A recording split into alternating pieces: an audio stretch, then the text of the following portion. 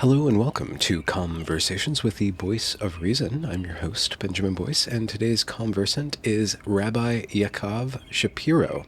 He is a rabbi, and we talk about that, and also Jewish, and we talk about that, and anti-Zionist, and we really talk about that, and how Zionism is distinct from Judaism, even though Zionists, or those who purport to be Zionists, attempt to wed Judaism with Zionism for political rather than religious or spiritual means.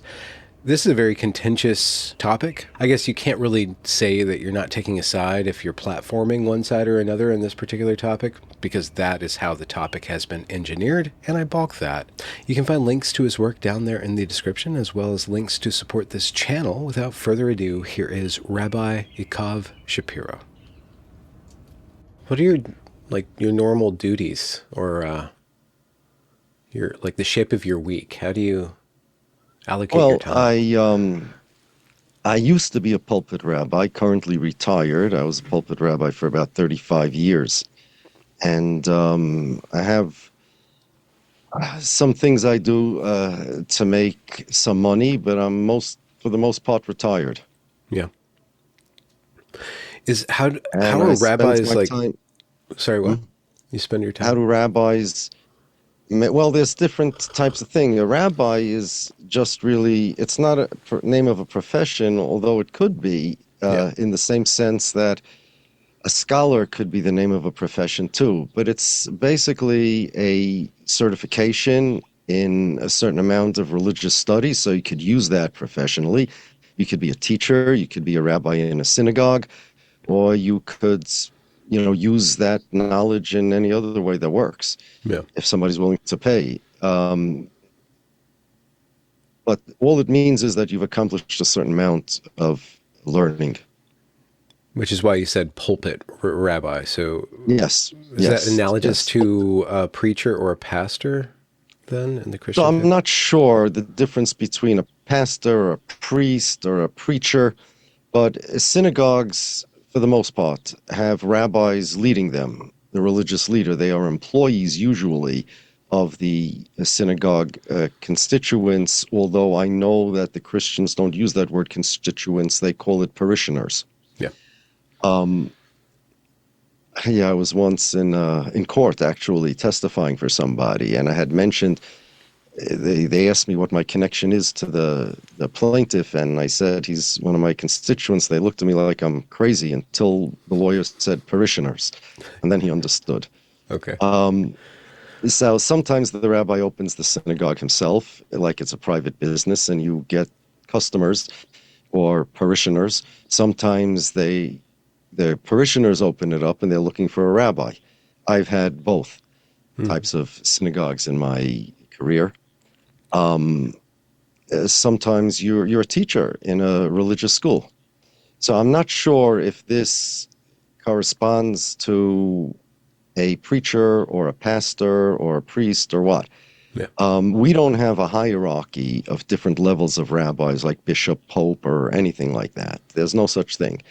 It's more expertise than authority, the way our religion works. We don't have any central religious authority that runs the world Jewry, like let's say a Vatican or a pope. It's more like, let's say, I don't know what, doctors or lawyers or scholars in any field or any leaders in any discipline. It's what people accept. There's no official hierarchy. So in Israel they have a chief rabbi, but that's because there's no separation of church and state there. And just like in England, they have chief rabbis, which is actually where Israel got it from during mandatory Palestine. That's when they invented this idea of chief rabbis. There was really no such thing. That's because in England and in Israel, and maybe there are other countries like that, the religious leaders are government's positions. But we don't have that in the United States, and in most countries there isn't. There were in Europe towns that had rabbis because the town usually had one synagogue, a central synagogue. It wasn't like New York City, where every neighborhood has another 18 synagogues. So they would be called the guy, or the rabbi of this town, or the rabbi of that town. So, and they would even have a tradition and keep their name even when they would transfer the community to America. So, for example, you may have heard of the Lubavitcher Rebbe. Why is he called Lubavitcher Rebbe? Because there was a town called Lubavitch, and his father-in-law's father, etc., was the rabbi of that town, or the Rebbe, the Hasidic Rebbe of that town. Satmar was a town in Hungary or Romania, depending upon when you're looking at the map. And so they transferred the name here in America. So it's like kind of like New York. York is named after another city, right? Yeah. So, but it's not like New Lubavitch. They just kept it, let's say, like York. It would be something like that. Yeah. So when these communities that are made up of people of a particular European congregation came to America, they kind of resurrected their old community, their old synagogue, and just named the congregation, or perhaps even the neighborhood, depending upon, if they made the neighborhood or they had other people in the neighborhood, after the town that they had in Europe. Yeah. So is there... So getting back to this, a rabbi is just somebody that, it's kind of like a certification or a degree. That's it. So in Christianity, there's all these denominations, right? And different denominations organize their hierarchy, or at least litigate their belief structure through a council. Is there any sort of formative Jewish council where people meet in order to decide what these texts mean, or decide what is proper belief or improper belief? Or is this completely, it doesn't track with how Judaism maintains itself? No, it's not the same. It's more like, that would be asking, let's say, I don't know, do doctors meet to decide what medicines everybody should prescribe? Well, there's medical professional organizations, at least in America. Well, they have right? rabbinic professional organizations too, but they don't have authority over anybody except those who accept their authority. Okay. So I could make a rabbinical organization. If you know another rabbi, maybe he and I can get together. We can make an organization. And depending upon how much PR we have, you or the public may believe that we have we're some official Jewish organization or rabbinic organization, but we wouldn't be. I mean, this is, by the way, this is a good description of something like, say, the ADL, the Anti-Defamation League. I was going to bring that up. People think is like a official Jewish organization to combat anti-Semitism. It's not. A bunch of people got together and decided to make an organization. And they have rabbinic organizations with representatives of people who are like-minded, same type of, to the right, to the left, things like that. The Union of Orthodox Rabbis of America, they have things like that. The Hasidim have certain organizations, or there are other type of rabbinic organizations that the rabbis in a particular neighborhood get together and create an organization. Yeah. And the reason for that is because they have to have certain amount of communal cooperation. So if, let's say, there's a pizza store and they want to certify it as kosher, it's going to be difficult unless you have the cooperation of all the rabbis, because all the rabbis are going to be asked by their parishioners if they could eat in that pizza store. Is it legitimately kosher?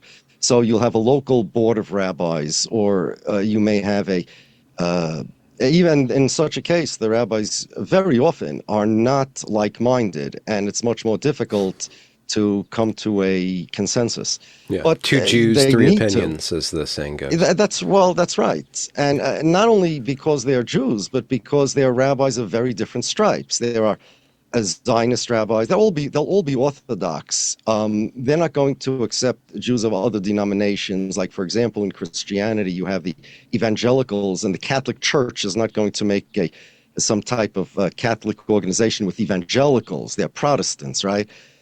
So we have that also. I say that the Zionists are a different denomination from non-Zionist Jews, in the same sense that evangelicals are a different denomination than Catholics, by way of analogy. So there's different reasons why rabbis would get together. They are rabbis who are like-minded and they want to accomplish more for the cause, whatever cause they believe in and they feel is important. So, there's strength in numbers. So they may get together and say, okay, we as an organization, we represent this amount of rabbis or this amount of people, and this is our position. But there is no official, these are all ad hoc organizations. Yeah. There is no official Jewish spokespeople. Yeah. Except, State of Israel claims to be, of course, the state of the Jews. So Netanyahu, when he came to America to speak to Congress, he wanted to squash Barack Obama's Iran deal. So he said before he left that he comes speaking in the name not only of those who elected him, but of all the Jews all over the world.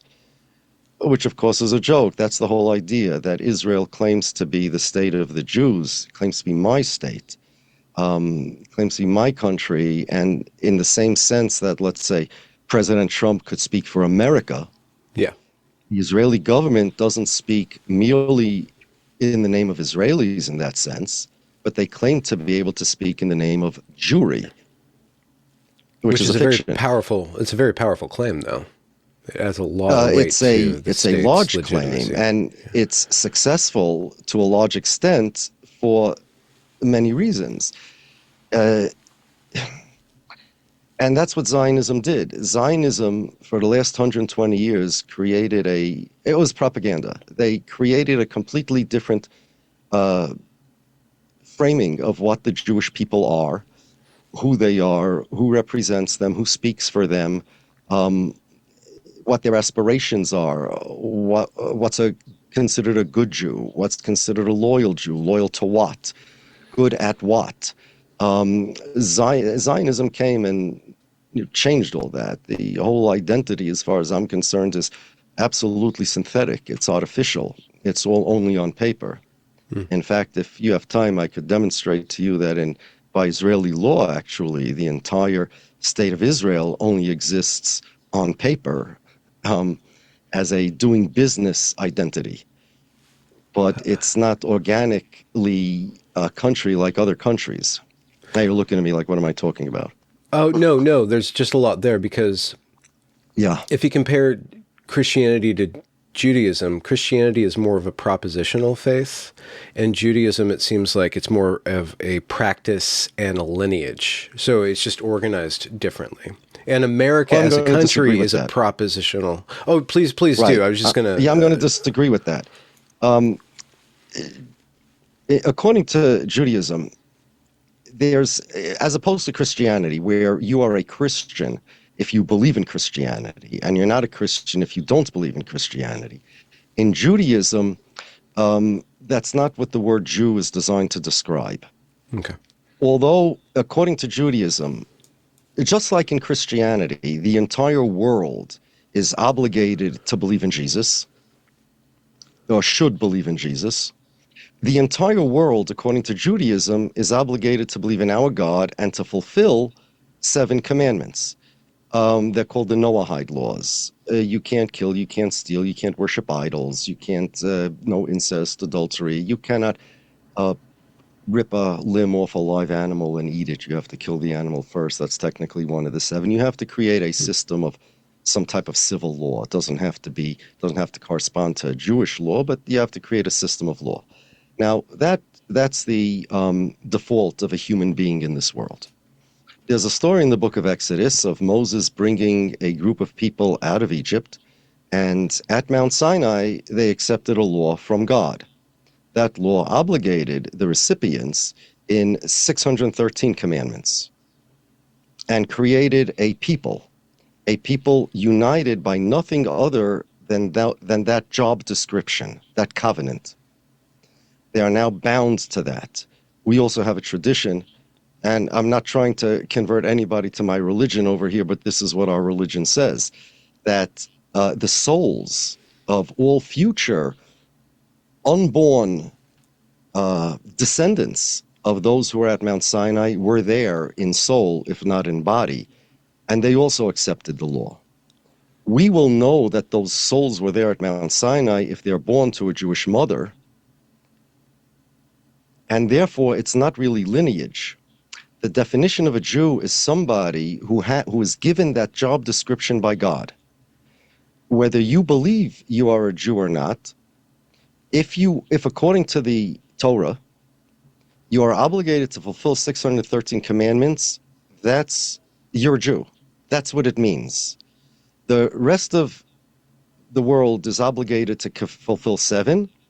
Jews are obligated to fulfill 613. Oh, let me rephrase that. The world is obligated to fulfill 7, and there are other people that are obligated to fulfill 613. A short name, a nickname, for those that are obligated to fulfill 613, because you can't all the time, when you refer to them, it'll be difficult to always use a whole sentence to describe them. So for short, you can call them Jews. That's it. That's all it means. Now, it's not by lineage, although lineage can obligate somebody to do that. So if, let's say, and you cannot convert out of Judaism by Jewish law.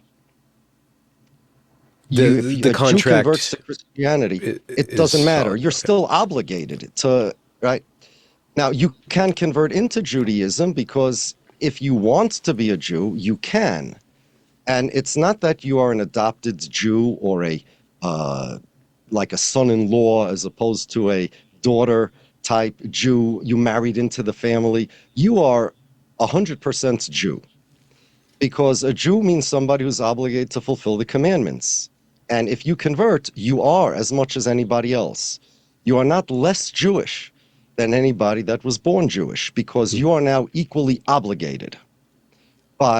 You volunteered to be obligated, and our belief is that the souls of anybody who was born Jewish volunteered to fulfill the law as well in a previous life. But you accept the law either at Mount Sinai or afterwards, and if the Torah says, hey, this person accepted the law, his soul was there, he was born of a Jewish mother, or they converted according to the Jewish religion, now they're obligated to fulfill 613, and they are privileged characters. It's not a question of saved or not saved. If you don't burn in hell if you're not Jewish, according to the Jewish religion. You have a share in the afterlife if you're not Jewish and you fulfilled the 7 commandments properly, according to the Jewish law, Jewish version of it. Let me rephrase that. The words are confusing. I'm going to try to be precise. According to the Torah's description of the Noahide laws, right, calling them Jewish is really just a colloquialism, because it has nothing to do really per se with the Jews. If the Torah says that you fulfilled the 7 Noahide commandments, you get a share in the afterlife. However, just like anything else in the world, commensurate with the responsibility is the compensation. And therefore, Jews have they have more obligations. They are on a higher level of connection to God because of their accepting the commandments. Anybody can accept that responsibility if they want, but it's a big risk. And that's why we don't proselytize. Because first of all, nobody burns in hell if they're not commanded in 613. You could do fine as a Gentile, no problem at all. Like, it's not like you have to be Jewish.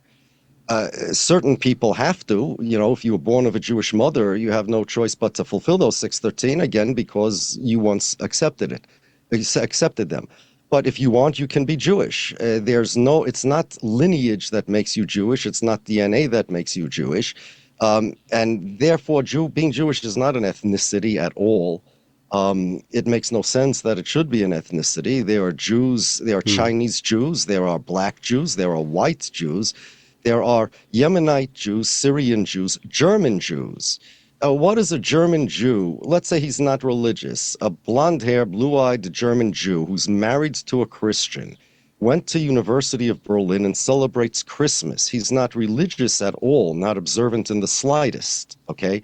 He is obligated. What makes him a Jew is that he's obligated, according to Torah law, to fulfill the 613. That's it. Now, he may not even believe that. I believe that, and I believe he's a non-observant Jew. Kind of like somebody who's an American citizen subject to American law and doesn't believe America exists. That's very nice that he doesn't believe it and he can go about his merry way. But if I believe America exists, I believe he's subject to American law and he owes his taxes to the American government. And that's the way I look at this non-religious Jews. But he has nothing ethnically in common at all with, let's say, a Yemenite religious Jew who culturally wears a turban and an earring and sits on a carpet and smokes a hookah and doesn't know anything about the University of Berlin. There's nothing ethnically, culturally, linguistically. The Jews did not share a language for thousands of years, literally. And so there's no land, language, culture in common to Jews. Why is it such a powerful myth, and I mean myth in the positive sense of a driving narrative for people, that Jews do belong to Israel or Israel belongs to the Jews, or the land of Canaan, the land of Palestine? Well, there's two things. There's the land of Palestine and there's the state of Israel. The idea that there are two things. There's a biblical promise to Abraham about giving him the land. And then there's the state of Israel, which is a country.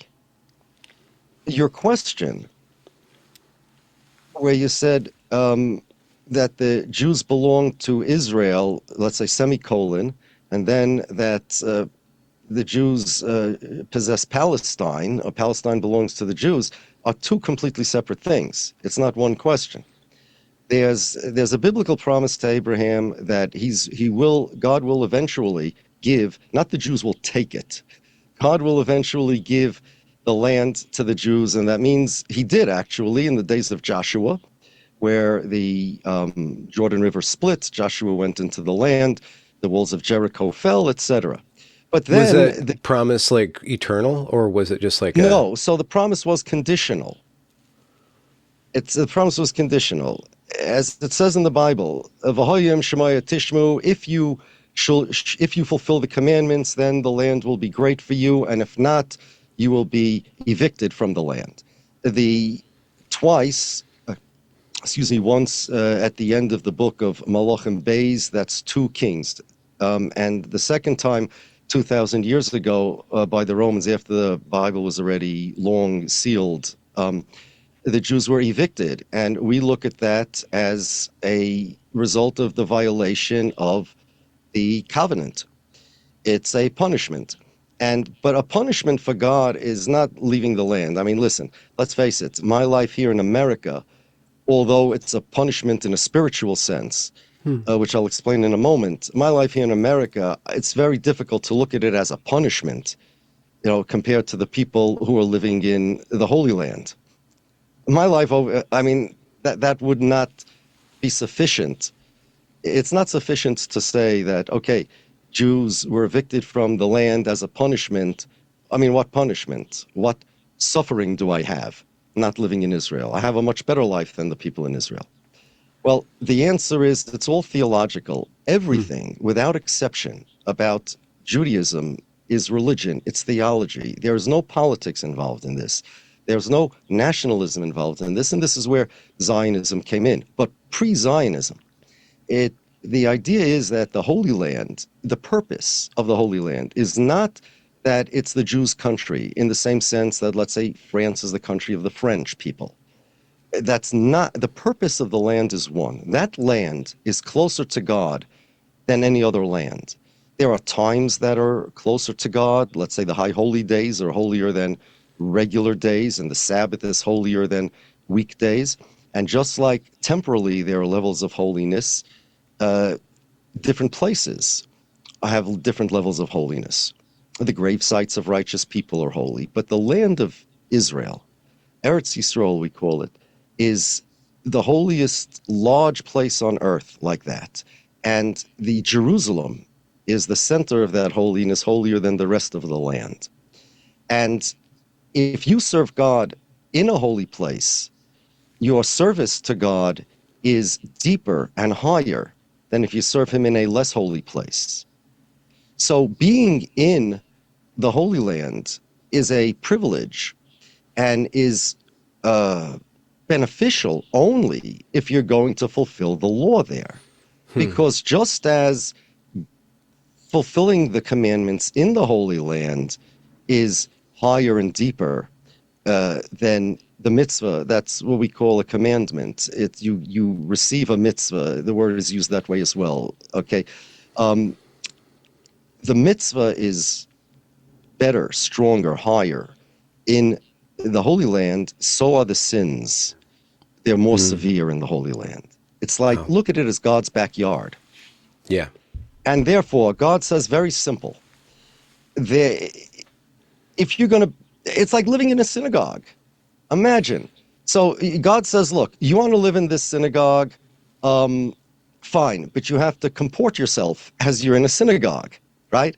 You have to behave like a synagogue. The guys outside the synagogue, they can behave one way. They can't sin, but the respect and the level of trepidation for God you must be higher in a synagogue. And although God is everywhere, but because this is his backyard, sinning against God in his backyard is more audacious than sinning against him somewhere else. Is that true for Christians and Muslims or people who are not Jewish, who are not contracted to do the 613? The seven Noahide laws, that's also true. In fact, it says in the Bible that God kicked out the Canaanim when the Jews went in because the Canaanim were too evil.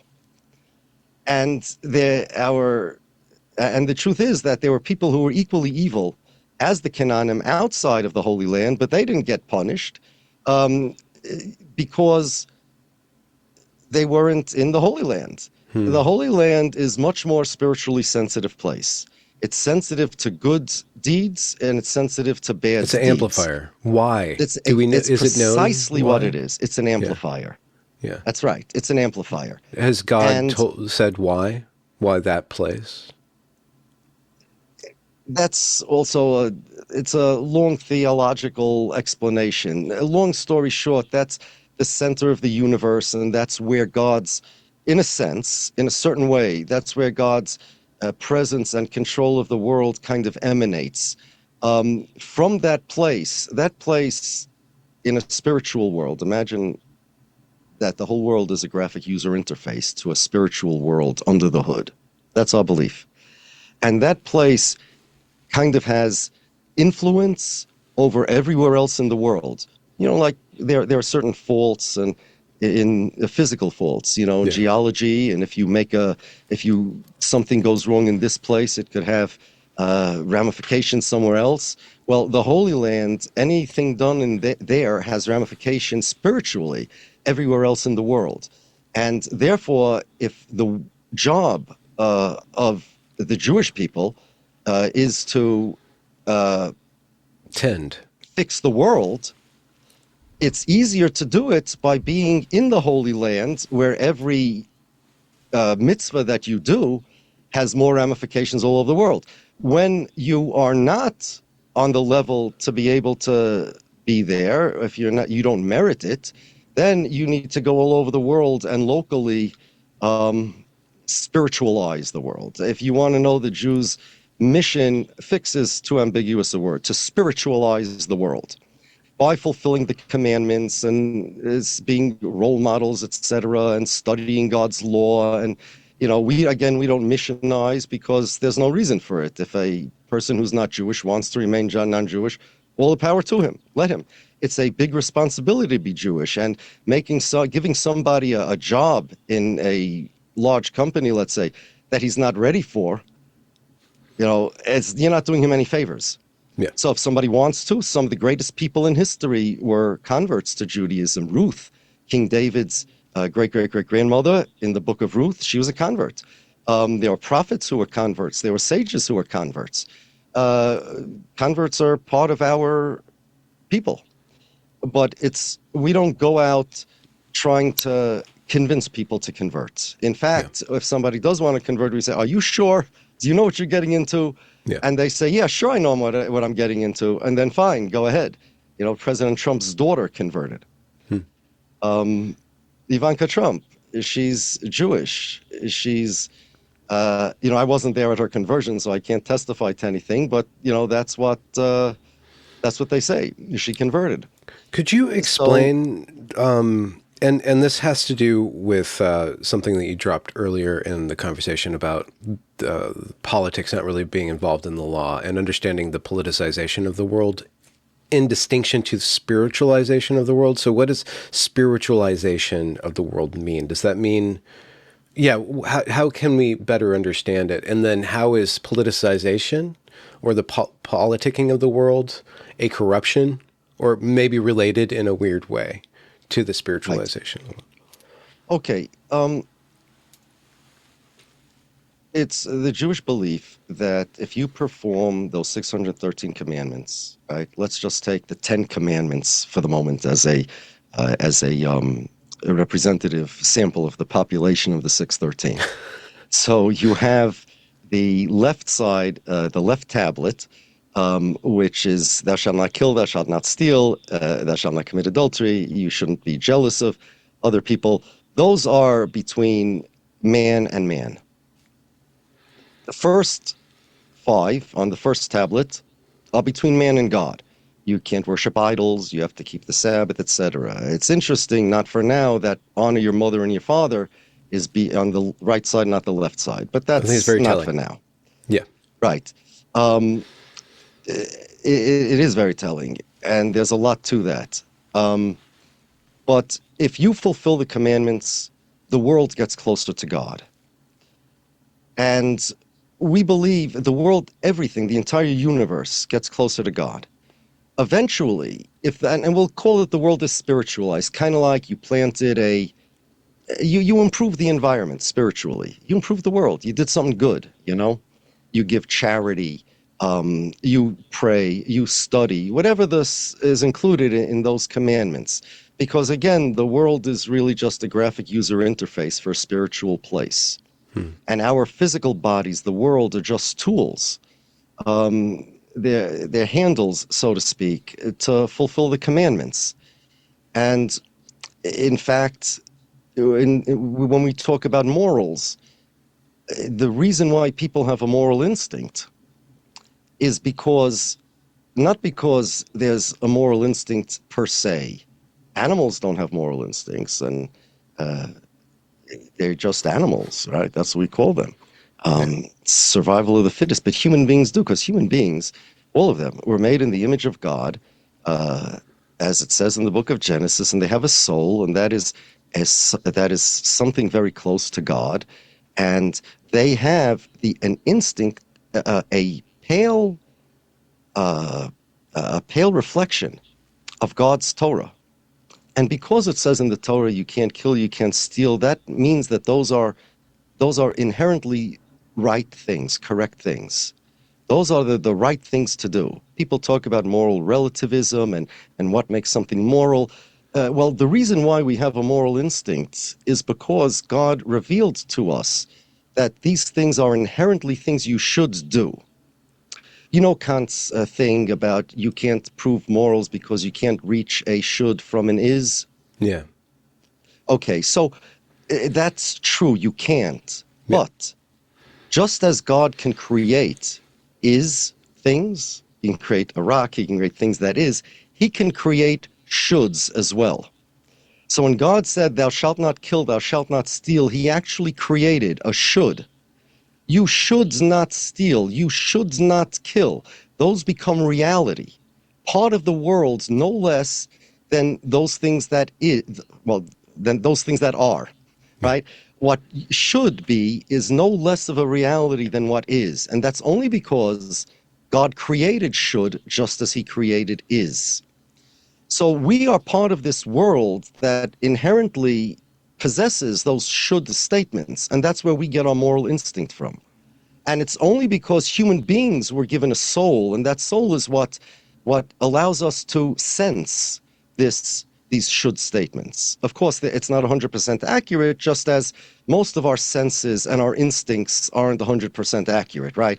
If you're, I know I'm dating myself when I give this example, but it used to be true. And I was saying this for about 40 years already, before they invented anti-lock brakes, that if you are traveling on a highway at 60 miles an hour and you hit a patch of ice, your instinct tells you to slam on the brakes. You should not do that. Yes, I know today you can. but back in the day when I took driver's ed, they taught us if you do that, you're dead because the car will go, even though your instinct, your survival instinct tells you to do that. If a person's in a burning house, his survival instinct tells him to open the doors and run out. That's bad. So instincts in general tell us, they can give us general guidance, but they can't give us specific guidance. Sometimes they'll guide us just in the opposite direction that we're supposed to go. Those two examples I gave you. A person's survival instinct and his adrenaline, if he just follows it without the intellect, if he doesn't know stop, drop, and roll, if he doesn't know pump the brakes, if he just follows his survival instinct, he's gonna get himself killed. This opens up a Same thing with a moral instinct. Yeah. It just opens up a question of why human beings were created to need to be taught, to need teachers. So we have this instinct, but we also need teaching. We need somebody outside of us helping us to understand the more complex aspects of not only the is, but the odd. The answer is because human beings, God, to fulfill his plan, had to create human beings imperfect. And I'll explain why. In Judaism, the afterlife is a connection to God. It's a closeness to God. And when we do righteous things, when we give charity, when we honor our parents and things like that, we are emulating God. We are fulfilling God's will, which is a way to emulate God. And being that, the afterlife is a connection to God, okay? Which means a similarity to God. As much as human beings can become similar to God, that's what being a righteous person means. Your will matches with God's will. Your acts matches with what God would do in those circumstances. There's one thing about God that we need to know. He cannot be a taker. He can only be a giver. He cannot take anything. He's perfect. He cannot change. He cannot gain. Nothing you do can benefit God. Yeah. He's already perfect. That is a big lesson for me, yeah. And therefore, here's the logic now. If you want to be similar to God, you cannot just take your connection, your perfection. You cannot receive it as a gift because that's a contradiction in terms. It's an absurdity.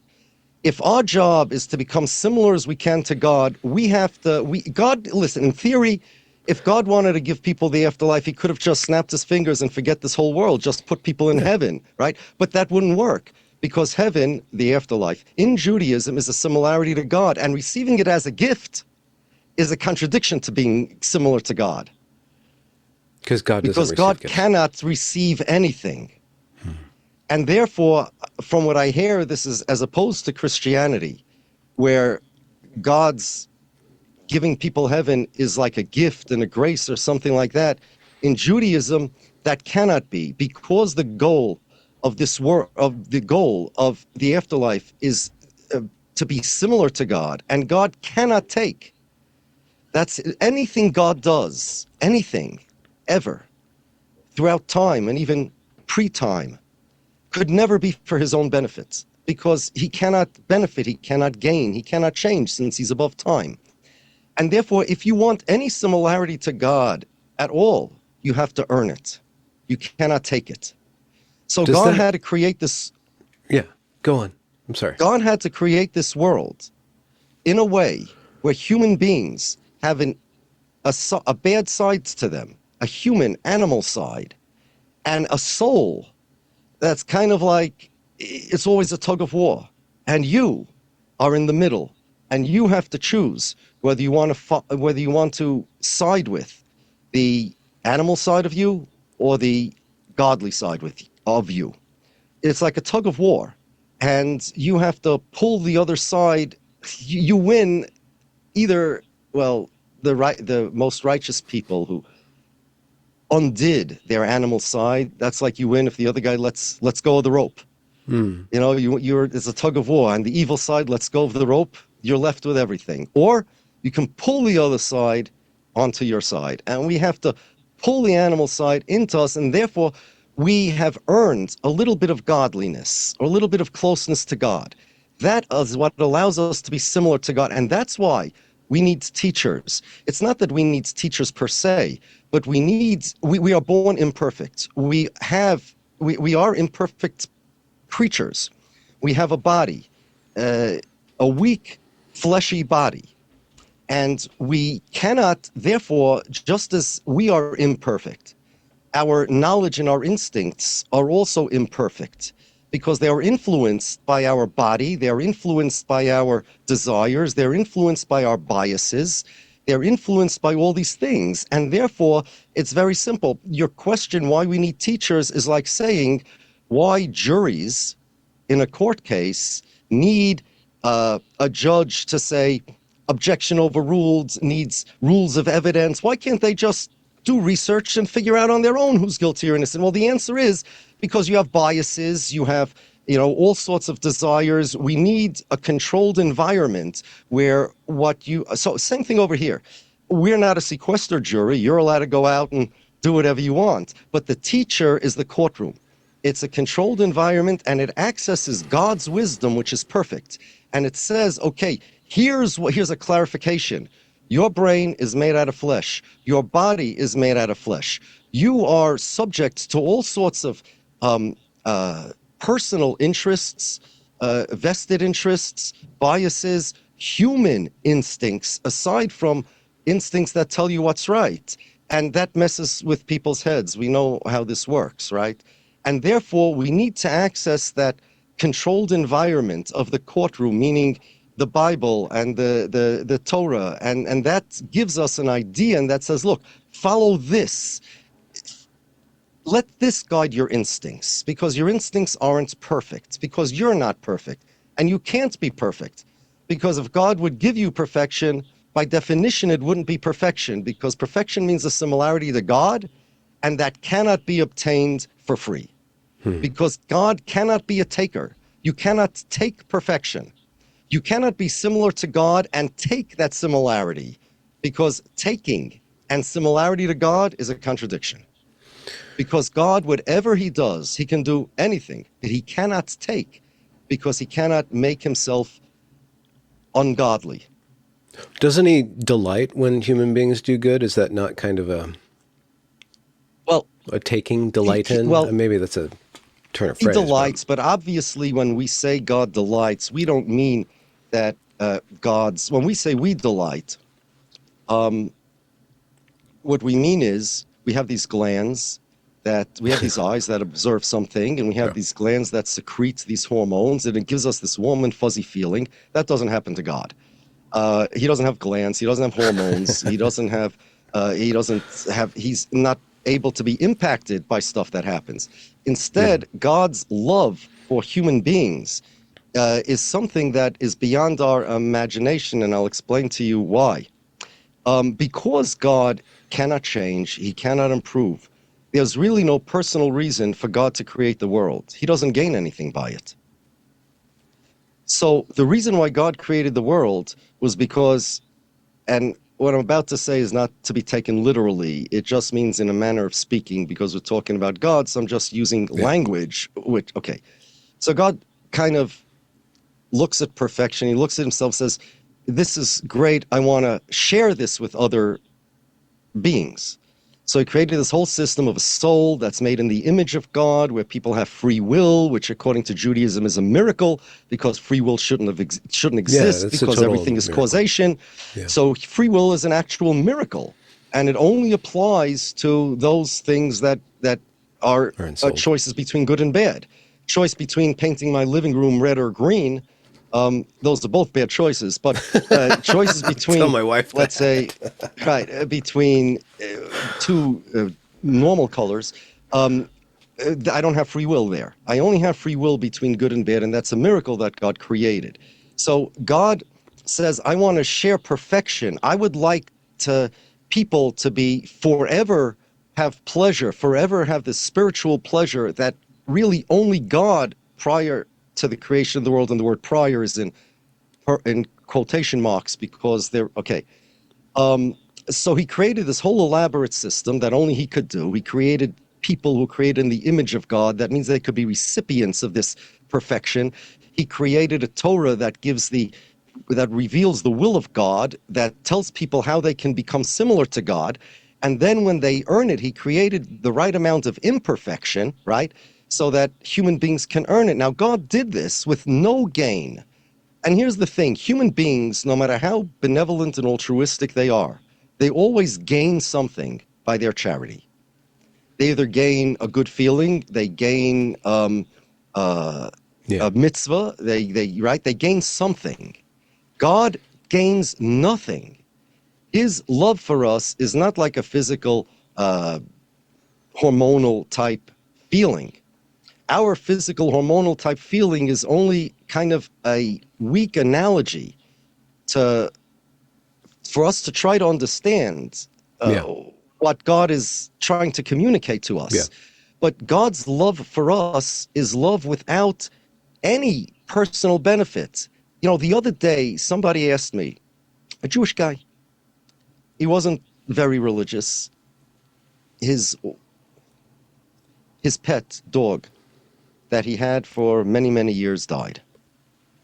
He wants to know, can he pray, make a funeral? Okay, they loved the dog. My grandson loved his blanket, and he was devastated. Well, you know, like the Snoopy cartoon, he had a blanket he carried around with him, little kid, Linus. and he was devastated when that blanket got ripped to shreds by accident. Now, is that really love? Do you love that blanket? People love their dog. Is that really love? Well, it's similar to that hormonal feeling. So now here's a question. How much of that hormone, but it's really selfish. When you love the blanket, you don't love the blanket. You love you, and you love that feeling it gives you. And that dog, you don't really love the dog, even though those cute puppy eyes and the way the loyalty the dog expresses, kind of, it's like a synthetic other person. It's like a synthetic friend. It kind of gives you, it's like artificial flavoring and artificial coloring for another person. You know, it's like a Jelly Belly that tastes like an apple, but it's not really an apple. That's these type of things. Now the question is, when you love another person, how much of your love, what percentage of that love is really that selfish, makes you feel good kind of thing? Yeah. Right? But when God loves us, there is zero of that. Because God cannot gain that feeling. He can't gain. God's love is 100% altruistic. It's something beyond our imagining. Is that He the did duty this for us? Is that the duty of, let's say, a husband to learn how to love his wife as God loves us? Like, well, we can never learn to still love learn anybody that. the way God does. Yeah. It's even a homonym when we say love and we describe God's love, right? Because this is like largely a physical thing. And again, you can love a blanket, you can love a dog, you can love a pet. You know, you love a pizza, but you don't really love the pizza. You love yourself. Yeah, the way that a man should love his wife should be of a higher order. Yes, the man indeed. should treat his wife and feel about his wife. Absolutely. We, in fact, the commandments to love person's wife or other people who aren't your wife, and the commandments to have mercy and etc. It's our sages say we derive that from the verse in the Bible, "V'holachta b'drachav," and you should follow in God's ways. Says the Talmud, "Mahu nikra rachum, afato heye rachum." Just like he is called merciful, you should be merciful. Just like he is benevolent, you should be benevolent. Remember, being moral and being good, if it's the prescribed type of morality, because you know morality could be misused as well, right? That is an emulation of God by definition. And the closeness you get to God is not because you did a nice thing that makes you feel good per se, but because you did something that intrinsically, inherently, you should do, something that's God's will, that really is the ultimate reality. Since we're on the ways that we use emotion to describe God, like God delights, but can we do the negative emotions like God's wrath? These are biblical terms. God's displeasure, like Right. So God's wrath and displeasure is also not a hormonal wrath or displeasure. It's impossible for all sorts of reasons. God doesn't change. God doesn't have adrenal glands, etc. What it means is that again, God only reacts. He doesn't act. And when it describes, in other words, God doesn't proactively act. There's no reason for him to act.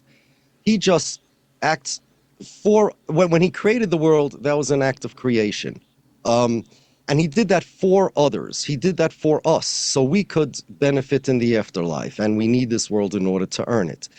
And God's wrath is more like, let's say, you want to know how somebody experiences God's wrath? He drives past the speed limit while drunk and crashes his car. And now he experienced God's wrath, and he's in the hospital. Maybe he's dead. Now, now in the spiritual world, actions have consequences as well. Our deeds, not only our physical deeds have physical consequences, but our spiritual deeds have deep roots in the world, and they cause consequences for us. When we say God's wrath, that's just a way of expressing that God, who controls everything that happened, he controlled the fact that the drunken driver ended up in the hospital, right? But that's nature. Part of nature is also the metaphysical, the supernature, the spiritual part of the world. That if I do a sin, remember, I have a soul that's connected to the world, that can improve the world. My soul can also harm the world. I could bring the world up closer to God. I could bring the world farther from God. And therefore, my actions, the ones that are good or evil, as opposed to painting the color of my living room, the good and evil acts all have actually major ramifications outside of just me getting a good point or a bad point. God's wrath is not arbitrary, where, let's say, I will punish, I don't know what, one of my kids for doing something bad. That is a cause and effect. That's not even a cause and effect. They do something bad, I observe it, I make a decision to punish. That's not the way God works. The way God works is that I did a spiritually bad thing. That spiritually bad thing has ramifications, just as physically bad things have ramifications. And God's wrath is represented in the Bible in a way to tell us that the cause and effect is not merely physical. The cause and effect goes into the spiritual world, comes from the spiritual world, comes from God's realm, and it's something that I bring upon myself. Now, there are times where God is merciful or not, but his mercy and his, let's say, judgment, those are the two things. We'll call it din and rachamim, mercy and judgment, we'll call it. That also depends a lot on what I deserve, what God's cosmic plan is, and everybody ultimately gets precisely what they deserve. Maybe not in this world, but in the next world. I mean, how long are we in this world? I mean, let's do the math, okay? Let's say we live till 120, okay, like Moses. That's pretty good. We are in the next world forever, billions and billions and billions of years. Well, there is a 500 years reincarnation thread in your religion. Just there's something like that. Let me get there in a second, okay? If you want to get there. Yeah. But we're going to be there. Look, in 1,000 years, you're going to forget about this world. Everything that happened in this world is not going to mean anything to you in 1,000 years. You're going to forget about it. And besides, God is just, which means that, you know, what would happen if, let's say, your boss, if you have one, would take $20 out of your paycheck every month, every week, and invest it in his company that he knows is going to skyrocket, sky high. Now, you're not as smart as he is, and you would never make that investment. But he's doing it, and he has the legal power, let's say, to do it. And you're so angry at him, and he's showing you his wrath, and what did I do bad to deserve this, right? Yeah, except when you become a billionaire because of what he did, then all that pain that you legitimately and really experienced during that time period, guess what? It's gone. That if somebody gets suffering in this world that he didn't bring upon himself, that's what it's like. God has all sorts of reasons, and we have a whole list of why people suffer in this world. It's very long and it's very complicated. And what I'm telling you is just a few bullet points on a very long list, and each one is a long theological discussion. Yeah. But at the end of the day, God is not wrathful in this at all in the same way that humans are. He doesn't have human reactions. It's not possible. A biologist a doctor will tell you what causes human reactions, and you can go to therapy. You can go, right, and you can change your reactions. I mean, do people believe? I know people believe that the Old Testament God, as they call him, is wrathful and mean. Do they believe that God couldn't find therapy? I mean, like, what do they believe? That God created psychologists with the wisdom of psychology and, breathing, belly breathing, right? To calm you down. And Calm God down, can't do that. Yeah. No, this is all nonsense. This is not the way it works. God's wrath, it's just a manner of speaking, like in the same way when we say God has an outstretched arm or something like that. It's just a manner of speaking, and it means it feels to us wrathful. Kind of like, we say the computer, you put something in the computer, a USB, and computer crashes, you say, the computer didn't like this program. Computer got angry. Didn't really get angry. It reacted. In that sense, that's what God's wrath. God's wrath doesn't mean anything more literal. Well, bringing up the psychological element, what about the process of forgiveness, redemption, salvation? I know salvation in the Christian sense has an absolutist term, but there is kind of a psychological aspect of I have done something wrong, or there's something wrong in me, and the spiritual process of purification and correction. How does that work out within your faith or in the theology?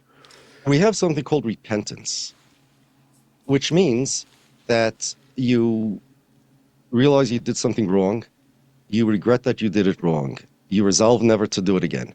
Sincerely, it has to be sincere, right? And there may be other technical rituals you may have to do, whatever, but then that sin is erased. It never happened. It's gone. Repentance is a very important part of being a human being. Again, if we have 613 commandments, and it's not just commandments, it's a lifestyle. And it's not just do's and don'ts. There are goals, scholarship, righteousness, and you have to work on yourself for that. It's a lifelong discipline. These like Olympic ice skaters that start when they're little kids, and that's what they do all day. Like these piano players, that's all they. There are righteous Jews that's what they do all day. They study and they find ways to make a living, sometimes a meager living, because they're spending their whole day not practicing piano, but for the same thing, for their discipline. And it's all in order to serve God, in order to do his will, and you will end up getting eternal benefits for that. But there are many sins also. And there are many things that if you do them, you harmed your soul. And repentance cleans it. You repent. You ask God for every day, actually, in our prayers that we pray 3 times a day, except for certain days, except for Saturday and holiday, but the weekdays. Every day, 3 times a day, we pray to God, forgive us, we sinned, etc. But this is for sure, that just asking God for forgiveness is not going to work. You have to be sincere. You have to regret what you did and resolve never to do it again. Those are 2 separate things. There are people who could regret what they did but never resolve not to do it again. There are people who drive drunk. It happens all the time. They regret what they did, but they know they're going to do it again, and they don't even commit not to do it again. And there are people who commit not to do the sin again, but they're so happy that they did it yesterday. Well, that was good. I'll never do it again. Both of those things are bad. You have to regret that you did it, right? You can't say, oh, I'm happy I did it. I'm unhappy I did it. It has to be. And you have to resolve sincerely. Now, you can relapse. It happens. But it's the sincerity, and God knows what's in your heart. It's the sincerity of the commitment and the sincerity of the regret that determines the forgiveness. And then you're clean. Yeah. Back to political stuff. Is there a proper way, or can you formulate a way in which Israel, the state of Israel, could be formed properly according to the law of God? And is it distinct from how it is formed now? Okay, so let me tell you how it's formed now. I mean, the way to form it properly according to God is to, what I'm about to say may sound like, it may sound like a big ask, but then I'll explain to you what Israel really is, and you'll see it's not at all a big ask. Sure, if it just gets rid of this Jewish state nonsense and becomes another USA or Canada or Australia, that's it. Very simple. You're not the Jewish state. You're not the state of the Jews. You're the state of all the Israeli citizens, and that's it. It could be like Mexico or America. That's it. Very simple. So, but there's something about the claim of being a Jewish state that is... So tell me what that means. This is a good place to start. Tell me what it means, this claim of a Jewish state. How do you understand it? It doesn't matter. Whatever you're going to say is not really what they really mean. I just want to get a sample. Yeah, well, I'm not sure. I understand that there is this modern sin called anti-Semitism that is evoked whenever you criticize or question the state of Israel. But then it's suspended. So it's running cover, like this modern ethnic hatred, bigotry thing. So I understand that. So because it's anti-Semitic to criticize Israel, Israel must be Semitic or Jewish, because it's represented. It's a representation of that. So that's all I could really tell you. Well, tell me what you mean by it's a representation. I mean, let's just think this through, okay? What does it mean it's a representation? I'm a citizen of the United States of America. My family was from Poland, okay? What connection do I have with some foreign country that was created in 1948? They didn't ask me. They have no jurisdiction over me. I have nothing to do with them. So in what sense do they represent me? Well, I believe that they offer you citizenship, so they've granted you so they're a something. service provider. Okay, that's a service provider. There's a difference between a service provider and a representative and a spokesperson. So President Trump has bodyguards, right, that protect him. Israel claims to protect me. But can you imagine one of the bodyguards? And that's if you hire the bodyguard. I never accepted Israel's offer. But let's say one of President Trump's bodyguards would say, I speak for the president. I'm his representative. That's nonsense. So Israel, you're describing being a service provider. There's a far cry between being a service provider, a protector, and a unilaterally declared protector. It's not like I pay them a monthly fee to be my bodyguard, right? They just decided that Yaakov Shapiro, who was born in America, whose family's from Poland, we will protect you if you need protection or a place to go. Wonderful. Okay. How do they become my spokesman? Like, who asked them to represent? How does that work? It doesn't. You see, that's what I mean when I say Israel is not really an organic and natural country. It's only a bunch of policies, and it's like in the olden days when you weren't supposed to slam on the brakes in ice, you also were able to commit a crime called kiting checks. What that was, nowadays it's not really so possible to do, but in the olden days when checks took a few days to clear, so here's what you would do. Let's say I wanted a loan, and I said I'm worth $10 million. So what I would do is I would deposit, I have 3 bank accounts, and I take a check from Bank A for $10 million and deposit it in Bank B, in my account. Now, that's going to bounce in a few days. So I'll take an account from Bank C and put it into Bank A. That's going to bounce. So then I'll take from Bank B and put it into Bank A. And so long as I keep doing this and I don't stop, it used to be that people would sometimes get away with it. It was called kiting checks, okay? Israel, if you it's kind of like kiting checks. It's Jewishness. So here's the story. By Israeli law, there's no such thing as an Israeli nationality. There's Israeli citizenship, but there's no such thing as an Israeli nationality. In a place like the United States of America, my national identity and my citizenship is usually overlaps, right? I'm an American, that's my nation, and I'm a citizen of America. In Israel, it's not that way. There is no such thing as an Israeli national by Israeli law. The nationality, there's about 120, 130 nationalities in Israel. Jewish is a nationality. Druze is a nationality. There's like 100, Arab, I think, is a nationality. Israel is a citizenship. That's step one. Israel invented something called a Jewish nationality.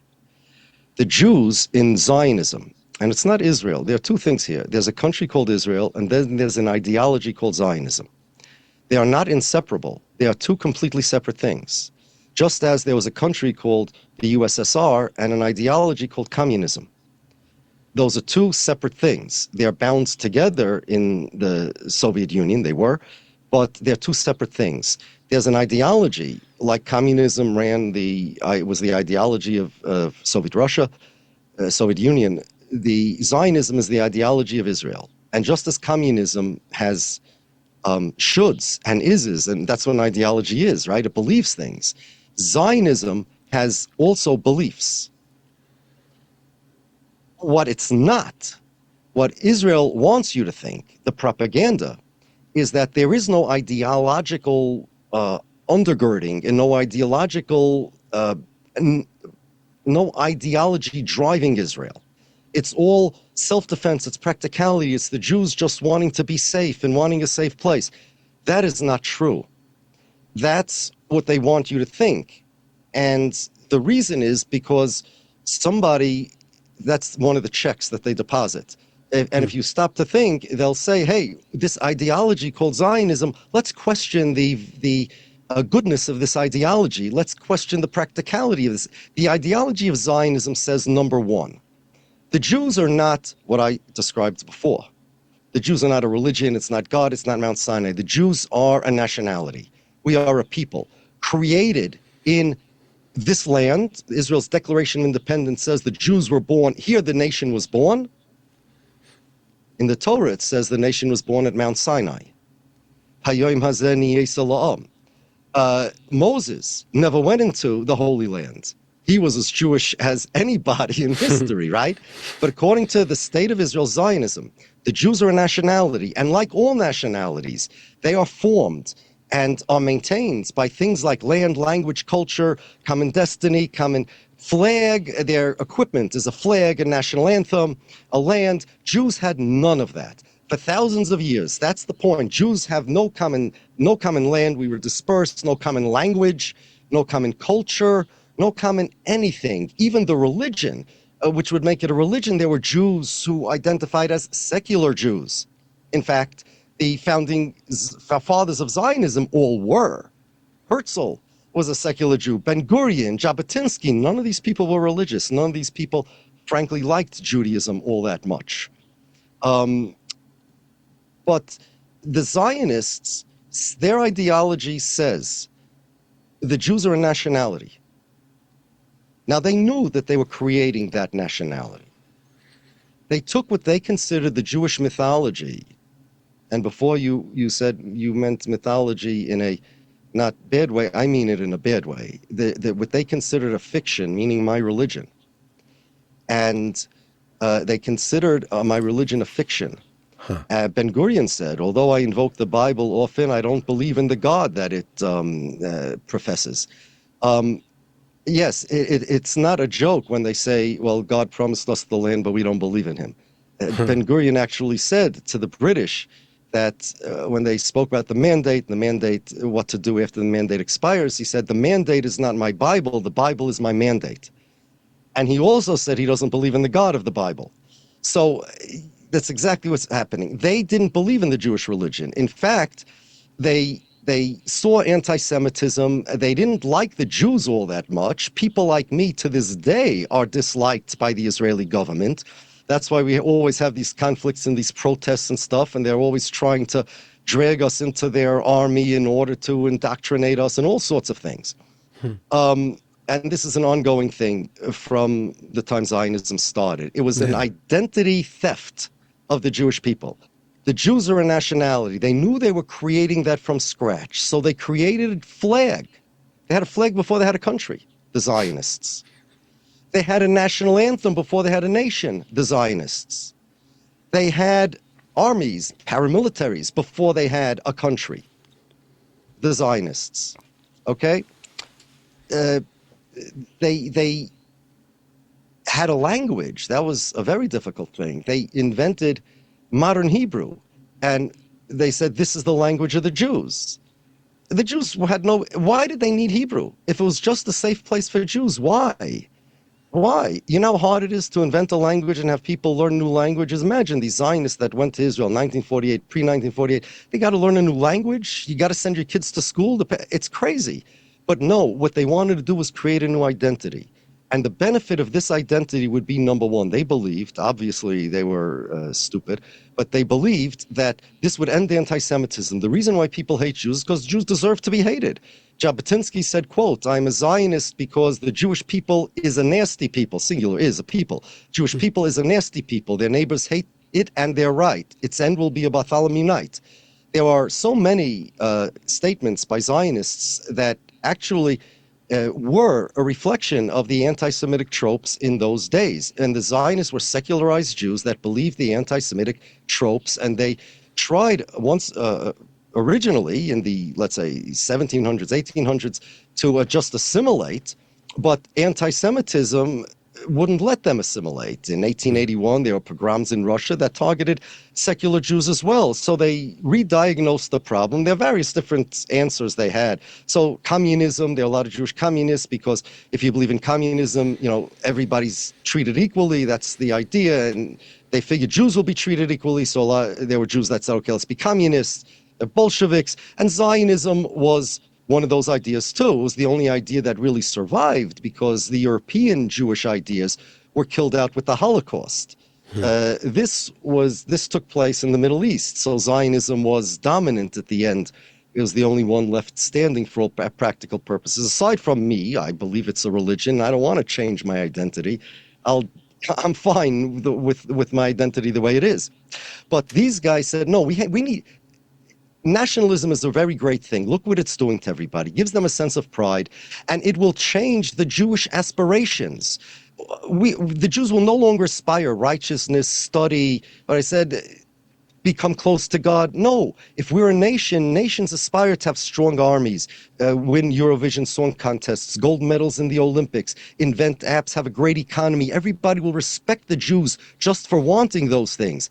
Whatever disrespect the Jews have now, whatever anti-Semitism exists now, that will end. On the last page of Herzl's book, The Jewish State, he says, once Zionism gets off the ground and people see what the Jews want, anti-Semitism will disappear off the face of the earth. The idea that Israel's a safe place for Jews was political propaganda added on later when they saw their original idea didn't work, that Zionism would make everybody love the Jews.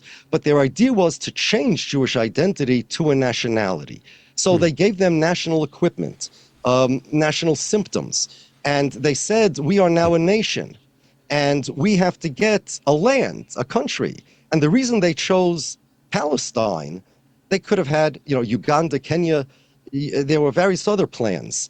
And that would have been places that were less occupied, had less occupants, that would have been safer and easier and would have avoided a lot of problems. Although I'm not saying that there weren't people there also, but less problem, relatively speaking. But they didn't want it. What they wanted to do was they wanted to reinterpret. They didn't want to create a new nationality from scratch. We are the Herzlites. Although there were Zionists that wanted that. There was a group called the Canaanim. But why should anybody be part of that fantasy? Instead, what they did was they said, we're going to take the Jewish mythology. They didn't believe it was a religion. Jewish mythology, our story. which so many people believe, not only Jews, evangelicals, right? And they actually had the British mandate, and that's what helped Zionism a lot. The Balfour Declaration, and there were evangelicals all over, and evangelicals were Zionists before Jews were, late 1500s, 1600s. They were evangelicals, the Restorationists, and they said, you know what we're going to do? We're going to take the Jewish symbols, the things that are dear to the Jews, the holy lands, the holy language, the language that we prayed to God and that we studied, holy symbols, holy lands, holy language, and the holy people. We are enjoying. That's our job, to be a holy people. The Bible describes us as Mamlechus Kohanim v'Goy Kodosh, a kingdom of priests and a holy people. We're supposed to be holy because we have more responsibilities, and the more mitzvahs you do, the holier you are, right? And instead of a holy land, we're going to make it a national homeland. Instead of a holy people, they're going to have national people. Instead of religion, it'll be nationalism. Instead of the aspirations of a holy people, it'll be the aspirations of a nationality. It'll be the aspirations of a nation. Instead of the history of a religion, it'll be the history of a nation. When Joshua came into the Holy Land, that's when Gretz started his history of the Jews. It doesn't start from Moses, it starts from Joshua. And that's where Jewish history starts in Zionist ideology. The Jews came to the Holy Land, thus the Israeli Declaration of Independence says here the nation is born. So we're a nation and we're a nationality, and we have our own national homeland. What is a national homeland? So in English, the word homeland doesn't tell us much about what a homeland is. But in other languages it does. In French, it's la patria, fatherland. In Russian, and I forgot how to say it in Russian, it's Mother Russia. And in Hebrew, in modern Hebrew, it's moledet, which means the place you were born. It's common parent land or something like that, yeah. But it's a place you were born, which means that the place birthed the people. Jews don't have a national homeland. The Torah is our homeland. That's what gave birth to us. God is our homeland. Our religion is our homeland. Changing the religion into political, that's what they did. There are other religions. I'm hearing from Hindus when I say this, that there's a movement or was in the Hindu religion to make it national. They're Christian nationalists too. But this is different because they are redefining what a Jew is. Imagine this. This is the analogy I always give.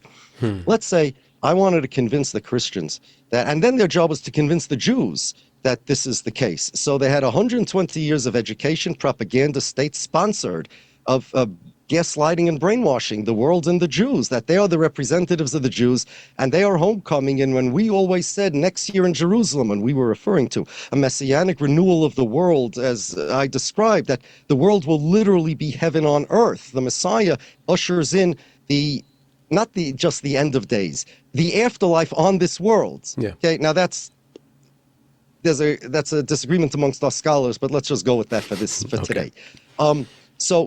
But they wanted, no. The Jews always wanted to return to their homeland, and the Jews always prayed for sovereignty over Jerusalem, to make it their capital. And the Jews always were looking to return over here as a nation returning home. But none of this is true, you see. So they spent 120 years educating the Jews and telling them that this is your history. They made history books. A guy, Ben-Gurion, hired a guy, Ben-Zion Diener, to change all of Jewish history, Minister of Education in Israel back in the day, to write books and that the history of the Jews is really the history of Zionism. Then, after the Holocaust, then they had a new shtick. Why would Jews buy into this, right? So obviously, brainwashing works on a lot of people. We know that. That's easy. But there's something else over here that's happening. There's a gateway ideology into Zionism. The gateway ideology is that Israel goes to the Jews and say, look, you don't want to be a Zionist, you don't want to believe any of this stuff, you don't have to believe it. You want to be an Orthodox Jew, be an Orthodox Jew. But where are you going to run if there's a Holocaust? You need us. You need us for your safety. So while we are heretics and we don't like your identity and we're anti-God and we're anti-everything, you know what? You need us and you have to support us. And when Congress wants to talk about the Iron Dome, you better lobby your congressman. Otherwise, the Jews all over the world will be killed. And Israel is a deterrent. Countries don't oppress Jews because they're afraid of Israel. And Israel, there's a place for you to go and all of this stuff. And that's why anti-Semitism is so central to Zionist Jewish identity. In fact, here's a question. If you don't believe in my definition of a Jew, what is your definition? And what a definition means is give me something that all Jews have, that if you have it, you're a Jew, it or combination of things, that makes you a Jew. And if you don't have it, it means you're not a Jew. There is nothing. There's absolutely nothing. If you're going to say a Jewish mother, one that doesn't cover converts, and why would a Jewish mother mean anything? That's religious doctrine. If you don't believe in the religion, why is a Jewish mother better than a Jewish father? DNA follows what kind of crazy ethnicity is that only follows the mother, you know? So here's what Theodore Herzl said about what a Jew is. The British Committee on Immigration, Major Evans Gordon, if I remember right, his name was, they asked him what Jewish nationalism is. So he says, I'll give you the definition of a nation, and we could put the adjective Jewish. The definition of a nation is a group of people who are held together by a common enemy. And in the case of the Jews, the enemy is the anti-Semite, meaning, like the French philosopher Jean-Paul Sartre said, but Herzl said it before him, that the anti-Semite makes the Jew doesn't make the anti-Semite. Whoever the anti-Semites hate, that's who's a Jew. Now, if it wasn't for anti-Semitism, these people who later became Zionists would have just assimilated and become just random secular people. But because of anti-Semitism, they were forced to confront the fact that they are Jews, at least in the eyes of the anti-Semite. And Israel, and there's modern versions of this today where they say, well, non-religious Jews have to be equal Jews because Hitler didn't distinguish. You ever heard that phrase, Hitler didn't distinguish? Well, frankly, I can't think of anything more dark, more anti-Semitic, more sick than making Hitler the rabbi to decide who's a Jew. Hitler decides my identity as a Jew? But you see, Zionism needs anti-Semitism not only for their politics, but for their identity, not only for their propaganda to tell people like me, you better support us or you will die. Yeah. The Jews in Germany had a wonderful time. They had full citizenship and they were upper class, a lot of them, just like in America today. And look what happened in Germany. And if you tell me America isn't Germany, this, by the way, that I'm about to say was Mayor Kahana's famous line. If you tell me America is not Germany, I will tell you Germany was not Germany once upon a time. So America will become Germany. It's just a question of sooner or later. And Israel... Okay, and not only that. Okay, so that's a gateway. That causes more anti-Semitism. That's right. More. So that's why now all these Holocaust studies, therefore, aren't really Holocaust studies. It's wonderful to have Holocaust studies. The problem with the Zionist Holocaust studies is that the last chapter is always Israel. The problem with there's a before and after. There was a Holocaust, now we have Israel, so there won't be any more Holocaust, right? The problem with the tours of Yad Vashem and the tours of Auschwitz is that the kids who go to Auschwitz come out crying with a Israeli flag draped over their shoulders. Because Auschwitz, the whole purpose, the Zionist purpose, my purpose to know about the Holocaust is to learn lessons and things like that. There's a lot of lessons to learn. The Zionist purpose in Holocaust studies is to promote Zionism. Look what happens without Israel. Look what happened without Israel. Look what will inevitably again happen if you don't support Israel. And these kids come out crying and imagine, like, say the black community here in America. So they were oppressed. They were dragged here in chains to be slaves, right? Then there was Jim Crow. And now imagine this. Now is black nationalism, right? But imagine this. Imagine that black people would take tours of sites of lynchings down south. And they would take kids and stick their heads in a noose and say, here are the shoes of little kids that were killed. And so the white people never again, the white people will never let them do this to us again. Now we're going to be strong. We were weak when back in the days of Abraham Lincoln. We were weak and we were passive. Now we're going to be active and we're going to not let anybody do this to us. And the white people, could you imagine what kind of horrific personalities that would that would generate? You just have to look at the last 10 years of social media to see what that variation on that is created. That's the Zionist Holocaust studies. That's the Zionist Jewish history. This is what the Zionists use the Holocaust for, right? They're not Holocaust deniers. They're Holocaust Deifiers. weaponizers. Okay, and it's for the brainwashing of the Jewish people, and that's a gateway ideology that you end up. Oh, and there's so many Jews that say, "I'm not a Zionist. I don't support Zionism, but we need Israel, and Israel has to be strong, and we can't allow." We has to be a majority Jewish because then it's not going to be a Jewish state, and we won't have a place to run after. So that's part of the brainwashing. And then you slowly end up becoming a Zionist. And then it blurs the edge. So they blur the edge between religion and nationalism, between the Jewish symbols, Jewish religious symbols, and nationalist symbols. And they blur the edge between safety and loyalty, national loyalty, between safety and ideology. But Zionism, the ultimate goal, is to subsume Jewish identity. Because if you want to know what a Jewish state is, according to the Zionists, it's on Israel's website. Avigdor Liebman wrote an article. It was then the Ministry of Foreign Affairs. I think they changed it to the embassy now. And Netanyahu writes this in his book. And Netanyahu uses this formula, which I'm about to give you, as the reason why that he believes anti-Zionism is anti-Semitism. It has to be. And this is what it says. A Jewish state refers primarily to nationality. The Jews are a civilization, they're a nation, and they have common denominators, their culture, their Hebrew language. You see, they made it a national language.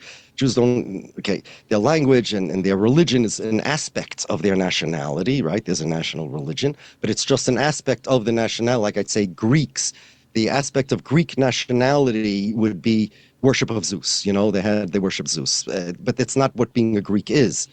So they just reduced the Jewish religion to a national religion, not the defining factor of what a Jew is. And therefore, Israel is the Jews are a nation, and Israel is their state. What France is to the French and Japan is to the Japanese, Israel is to the, finish that equation. You're going to say, you should say Israel is to the Israelis. But that's not what he says. Japan is to Japan is to Japanese, France is to the French, Israel is to the Jews. You see, which means Netanyahu takes this and he continues. He says, therefore, if you say, I don't want Israel to exist, but I want the Jews to exist, that's impossible. It's like saying, I want a French nationality, but not a country, not a nation called France. The Jews won't exist without Israel. There are no Jews without Israel. What France is to the French, Israel is to, now that's anti-Semitic. Here's what he's saying is that if you have a Jew, let's say in France, and a French Jew in France, and a French non-Jew next to each other, France is to that non-Jewish Frenchman what Israel is to that Jewish Frenchman. That's not only a dual loyalty trope, that's literally telling it. And Israel, now that's why Israel doesn't have an Israeli nationality, because it is not the country of the Israelis. The 2018 nation state law, here's part 2 to Israel's kiting checks. Not only is there no such thing in Israeli nationality, Israel is not the nation state of the Israelis. Israel is the nation state of the Jewish nation. So whereas you can be an Israeli citizen, thereby possess various civil rights, you never have a right to self-determination unless you're Jewish. And what that means is that Israel will never be your country. And what that means is that if I, let's say, go to Italy, become an Italian citizen, marry an Italian girl, have Italian kids, eat Italian food, wave the Italian flag, serve in the Italian army, sing opera songs, and whatever being Italian means. I fly all'Italia. After 1,000 years, let's say, my grandchildren will be indistinguishable from regular Italians, right? They are real Italians. But in Israel, if you're not Jewish, forget Muslim for a second, but it applies to Muslims too. Let's say you're a Buddhist. Say you're a Hindu, Christian, or Muslim. You marry a Jewish guy. You have kids, they're not Jewish according to Jewish law, because you serve in the Israeli army. Say you're a Druze. Druze are very loyal Zionists. They serve in the Israeli army. They're some of the fiercest fighters over there.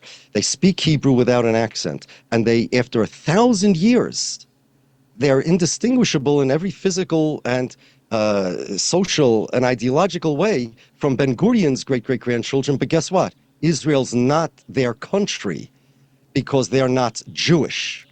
Now, okay, how do you become Jewish? You can't be naturalized into the Jewish nation the way you can into the Italian nation or the Mexican nation.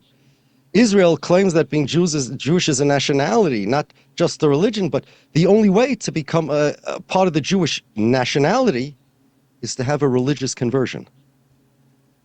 And now you're Jewish.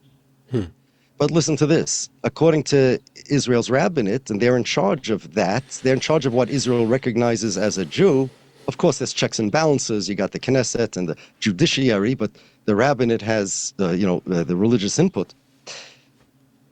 You cannot be a convert to Judaism unless you accept the 613 commandments, meaning you're religious, because that's all Judaism means, as I explained before. So if, let's say, you have this Druze that my hypothetical Druze after 1,000 years, right? And they come and they say, I want to become an Israeli national, a Jewish national. Say, you can't, you're not Jewish. Okay, where do I naturalize? Where do I pledge allegiance? No, it has nothing to do with pledging allegiance. It has to do with the Jewish religion. Okay, whatever you say. I go to the rabbi and I say, I want to convert. Well, no, but you have to be religious. I say, wait, my role model, the Druze says, was a Jew of the 21st century, Benjamin Netanyahu. I changed my name to Benjamin Netanyahu. He's my role model.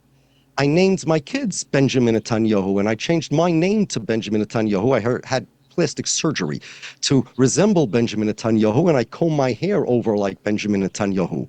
And he's my role model, and I want to be like that prime minister of Israel. Says the Israeli government, no, you're not Jewish enough if you're Netanyahu. You have to be religious, and Netanyahu's not religious. So you go, none of this makes sense. So you go to a rabbi in Belgium, let's say, who's an anti-Zionist rabbi. Let's say you go to Yaakov Shapiro, and I say, you know what, if you want to convert to Judaism, part of the thing, you have to accept the Torah. Part of the Torah is rejecting Zionism. So I'm not going to convert you unless you reject Zionism, which is exactly what I would say. It's like idol worship. Is it part of, it's according to your reading? According to what I'm telling you, that's why I said at the beginning that Zionists, even Orthodox Jewish Zionists who believe that Judaism is a religion, but also the national identity of the Jews, right? Kind of like a Greek that does worship Zeus, right? They are Orthodox Jews who are also worshiping idols. And I say that they are another denomination.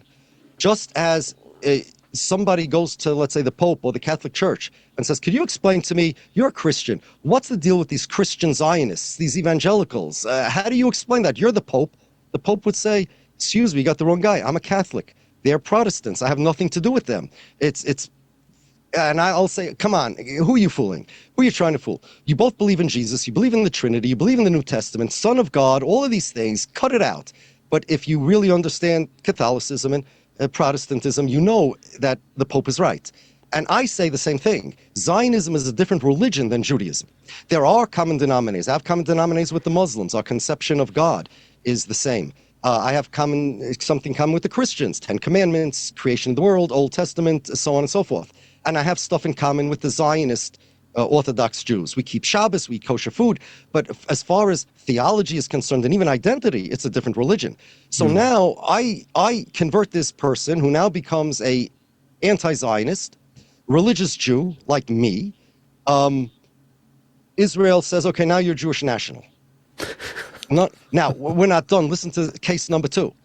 Case number 2 is a case, we're actually Israeli Supreme Court case. There was a Polish guy, during World War II, he converted to Christianity. He became a Carmelite monk. Polish guy, his name was Oswald Refusion, ended up Brother Daniel. Brother Daniel was not an anti-Semite. He helped Jews escape in World War II because everybody thought he was Christian, right? He was a monk. After Israel is founded, he wants to come to Israel on the law of return. He says, I was born Jewish. I'm a Jewish national. I practice Christianity. So they say, according to Israeli law, if you practice another religion, Christianity, Islam, whatever your beliefs are, it doesn't matter. If it's not Judaism, you're not Jewish and you're not qualified for the law of return. Say, wait, but atheists are? Yes, atheists are qualified for the law of return. But so if you don't believe in any God, so imagine this. Yeah, how do they sneak the atheists in? They can't. That's what I'm saying. That's the kiting checks. Zionism is a ridiculous ideology. The whole Jewish identity that they invented, the Jewish state, the Jewish country, the Jewish nationality.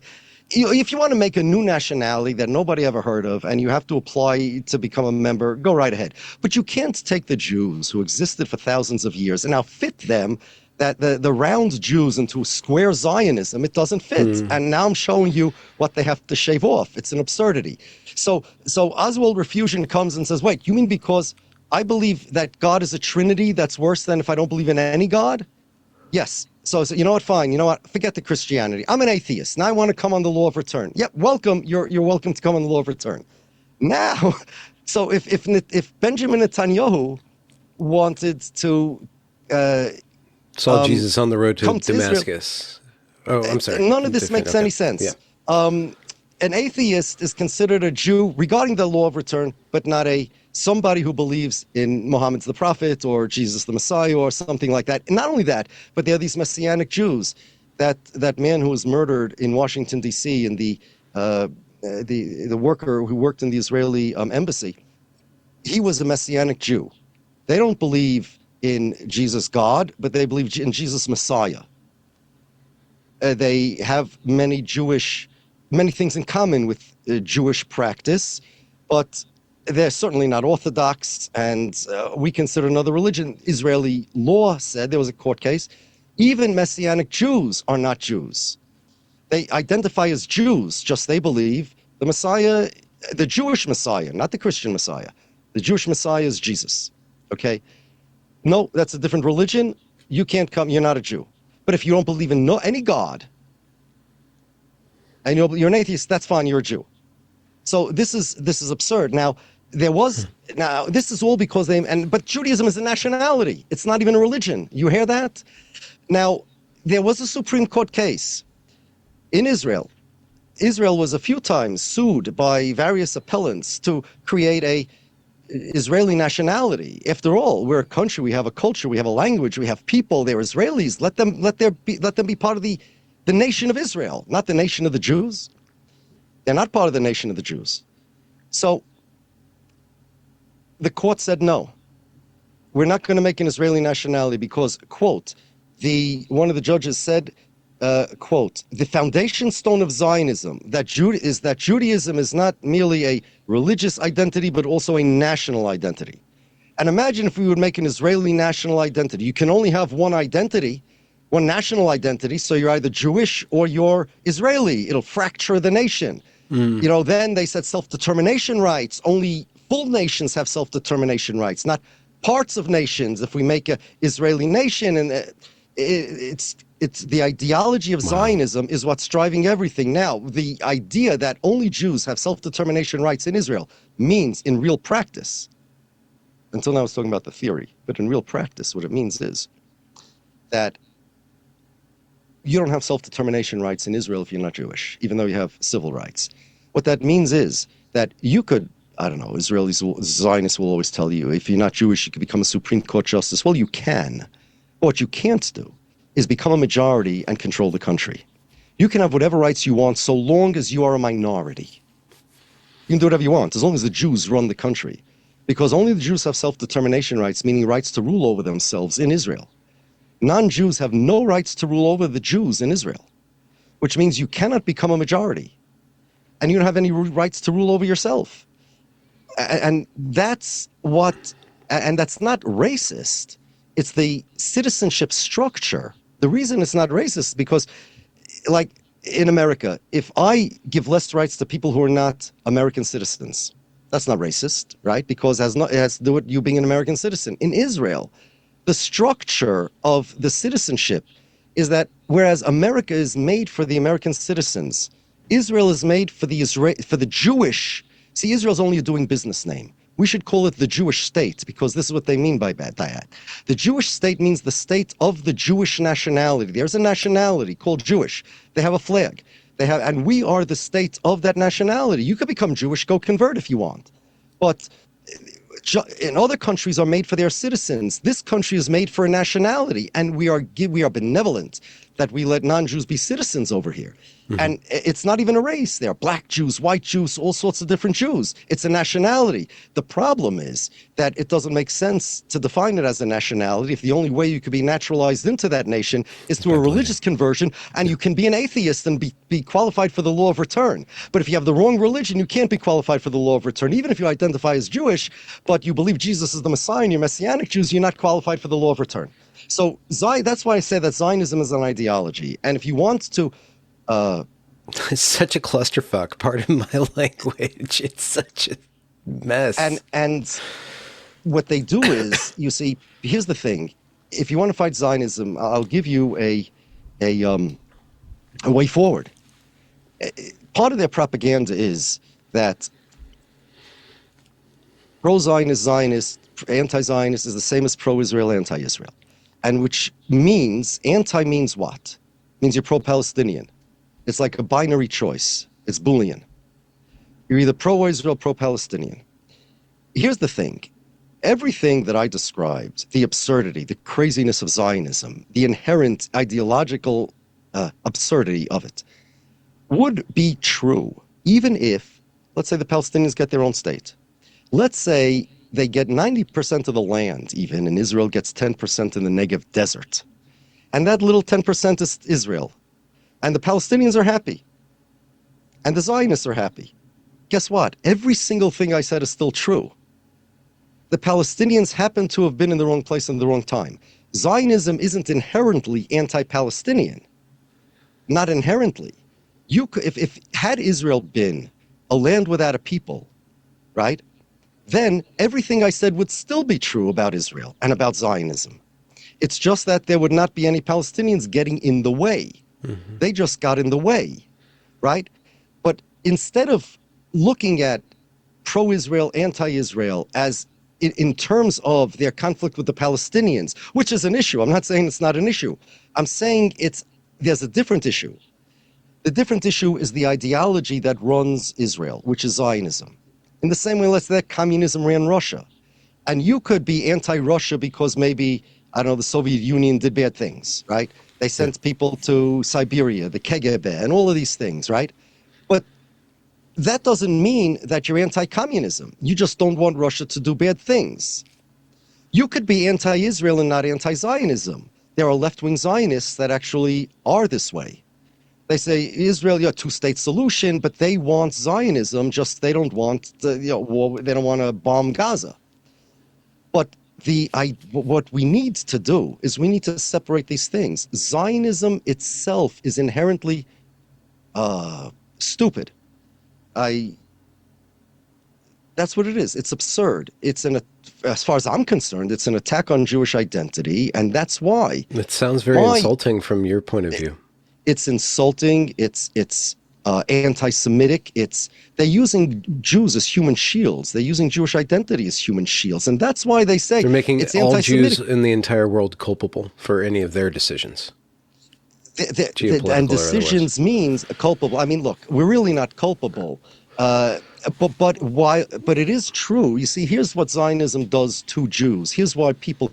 You remember during COVID, so Trump called it the Chinese virus, and they started beating up people in Chinatown here in New York, because of that. Now, obviously, that's criminal. You can't beat up Chinese people because of a Chinese virus. But there are bad actors out there, and they will beat up Chinese people because of a Chinese virus, right? But even a bad actor, even a criminal, will not beat up an Irish person because of a Chinese virus, right?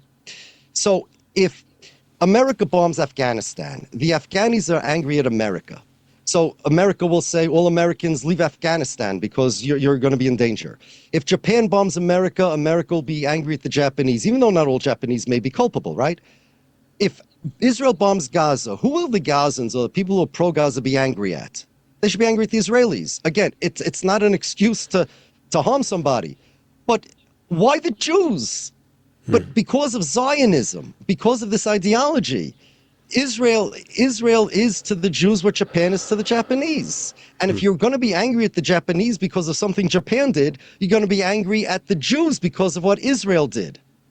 And therefore, I believe the best way to fight Zionism, even if you're involved with the Israeli-Palestinian conflict, is Israel has to become the state of the Israelis. If that Supreme Court decision would just flip a few judges when they sued them and said, we want an Israeli nationality, and Israel should be the state of the Israelis, not the Jews, right?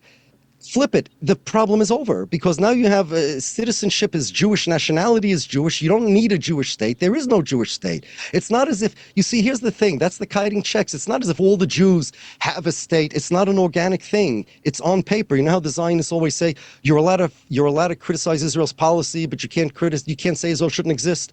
No problem. Let's go with that. I'm going to criticize Israel's policy. The policy that Israel's the state of the Jews, not the state of the Israelis. Change that policy and I'm happy. Well, guess what? They'll say, if we change that policy, Israel doesn't exist. That's the cornerstone of Zionism. So Israel is only a policy. It's not a real country. The Jewish state is the identity of the country. Israel is a doing business name. I say the problem is not that Israel exists. The problem is Israel does not exist.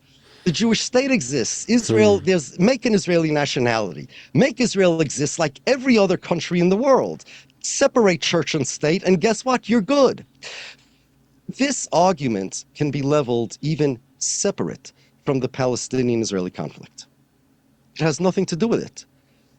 The Orthodox Jews and the anti-Zionist Jews, even those who are not Orthodox, including the one Jewish member of the British cabinet when the Balfour Declaration was issued in 1917, a guy by the name of Montague, he said, this is bad for the Jews. What do you mean? Don't make a Jewish state. You're going to make Jews foreigners in their own countries. And he wasn't the only one that said this.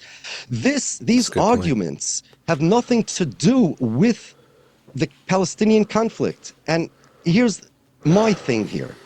I've been preaching against Zionism, actually teaching and preaching against Zionism for a long time. This is one of my areas of interest for about a half a century. Right? No exaggeration. And very few people were interested in what I have to say because Israel wasn't bombing Gaza. There were some. But in the last 2 years, suddenly, I'm in demand. But what I have to say applied equally before the Gaza war and before the Lebanon war, before last Gaza war. I'm saying that Zionism, instead of fighting Soviet Russia, fight the ideology of communism. We need to spread to everybody that how Zionism doesn't make sense.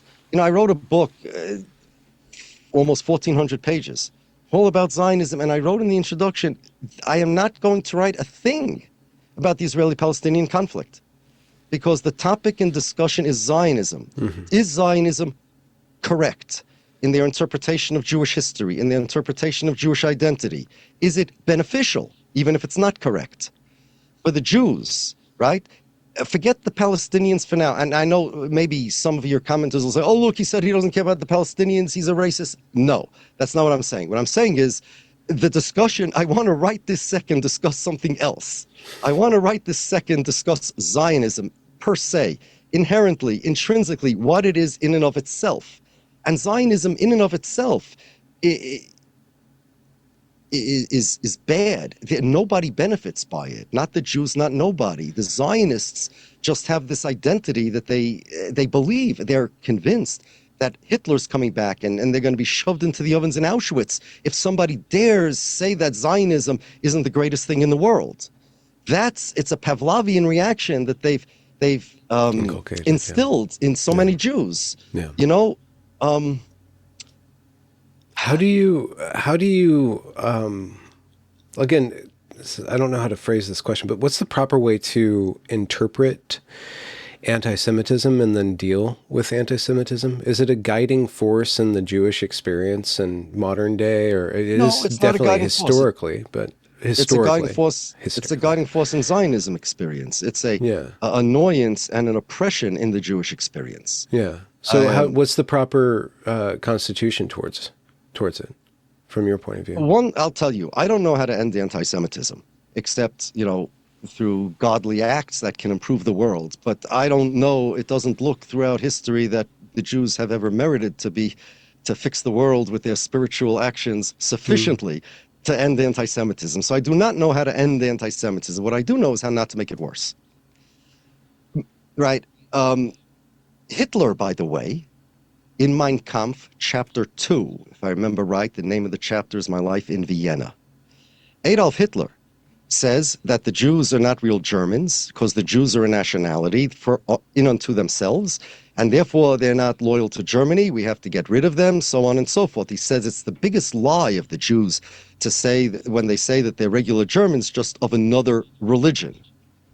Now, that is the truth. The German Jews were Germans of another religion, okay?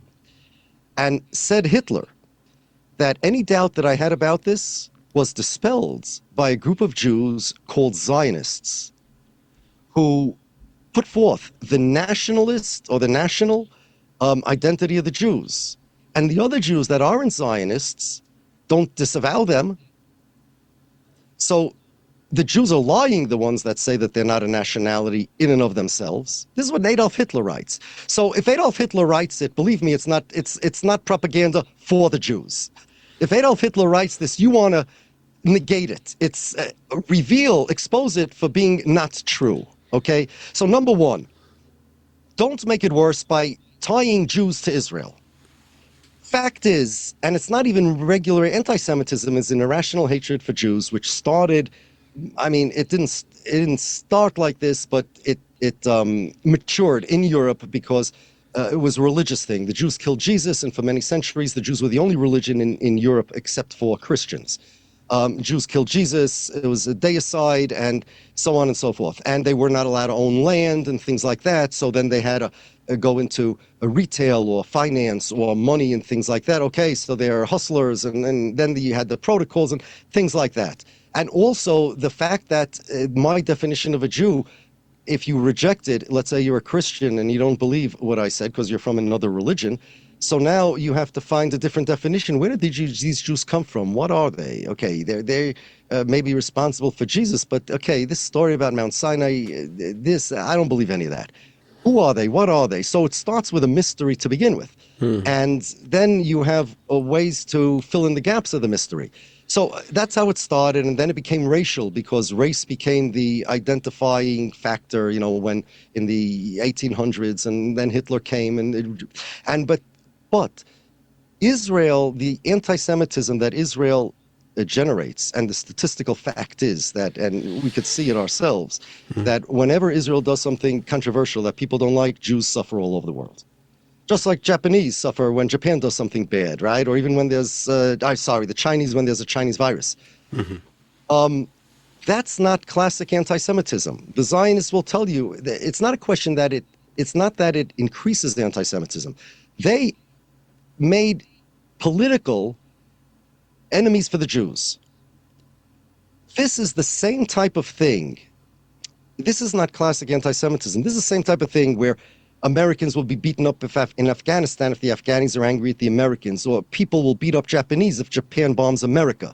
This is that national political, I don't say racism, but xenophobia, because this guy represents an enemy country. Yeah. That is not, it's not a question of Israel makes more anti-Semitism. It's qualitatively different than all the anti-Semitism that we know in the past. Israel has created political anti-Semitism for the Jews, political anti-Jewish sentiment, which we should not be subject to.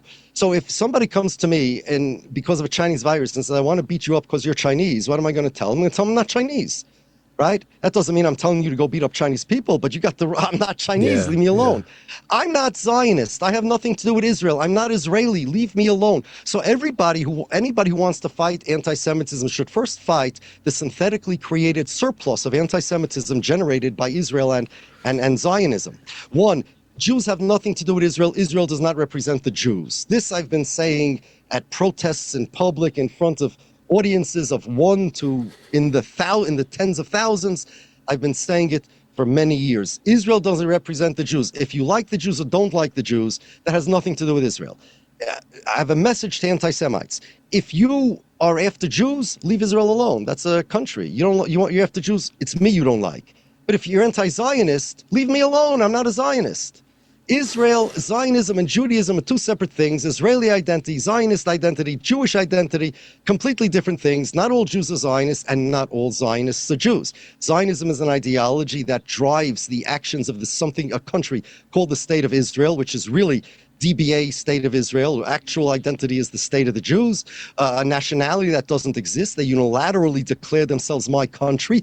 Leave me alone with them. All I ask of Israel is that they stay out of my life. Just stay out of my life. Become a normal country. Leave the Jews alone. Become the state of the Israel. Is that too much to ask of a foreign country? Just leave me alone. Let me spend time with my kids and my grandchildren, take a walk along the bay, pay my taxes, fly my American flag on the 4th of July. Let me practice my religion and leave me out of your politics. That's what I want. People come to me all the time. Why aren't you weighing in on what Israel does? And I'll tell you honestly, the reason is because I have nothing to do with Israel. I do declare to many people, Israel doesn't represent me, but that's my message. Leave me alone. To me, Israel and the Palestinians is the same as China with the Uyghur Muslims. Israel, any human rights issue that Israel is involved in is no different to me than any other human rights issue anywhere else in the world. I am no more connected to Israel. They're not my people. They're not my people. They are Jews, but they're not even practicing Jews. They're another religion. Well, to tie it back, and maybe to tie it up, at the beginning part of the conversation, you said that Jerusalem and Israel is a special place, that whatever happens there resonates throughout the world. What's the impact? If we follow that idea through with the state of Israel, don't you kind of want it to behave better? I mean, if this is the most important place, right?